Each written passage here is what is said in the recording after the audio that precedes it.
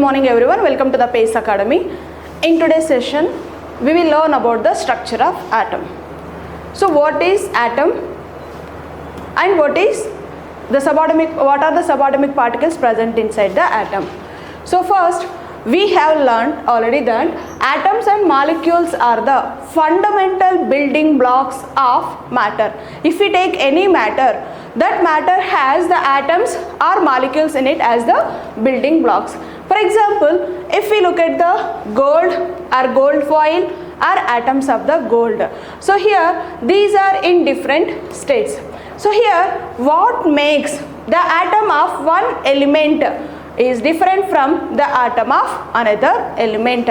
So here if we take the different elements are having different atoms. So here what makes that atom of one element different from the atom of another element? Are atoms really indivisible? So we learned that atoms are the smallest particle that we cannot divide further. But are the atoms really indivisible, or we can divide that atoms into the different particles? So here we shall find all the answers to these questions in this chapter. So to know that, first we will do one activity. Here, comb dry hair. Does the comb then attract small pieces of paper? So take one dry comb and some small pieces of water, small pieces of paper. Now dry your hair with your comb and you just place that comb at the pieces of paper. Is that comb attracts the pieces of paper? See, take the comb and dry hair, comb your dry hair. Next, just place that comb at the pieces of paper. So here, is that comb attracts the small pieces of paper? Next, another activity. In this activity, we are taking glass rod and silk cloth. Here, just rub that glass rod with the silk cloth. Next, take the inflated balloon. Now you just place that glass rod at the inflated balloon. What you observe here, that balloon attracted towards the glass rod. So here what you are observed here, from these activities, both the activities, can we conclude that on rubbing two objects together they become electrically charged? For example, in the case of first activity, we are taken comb and we are combed the dry hair. In that case, that comb attracted the pieces of paper.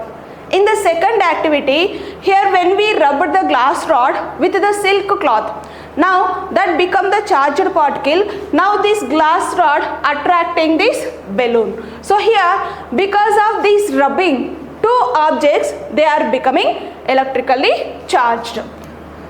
We know that electrically charged object can attract an uncharged object. Here which is the charged one? Glass rod. Why? Because we rubbed the glass rod with the silk cloth. So that's why the glass rod is the charged particle. Now this is the uncharged object. So here glass rod attracting the uncharged object. Where does this charge come from? So here we learned that when we rub the two objects, the charged particles are produced. So from where this charge come from? Within the atoms present in comb and glass rod. So we saw the two activities. In the two cases, comb and glass rod are become charged particles. So these two are having atoms. So that's why they are getting charged. So these simple experiments tell us that some charged particles are present in the atoms of matter. So atoms are the building blocks of matter.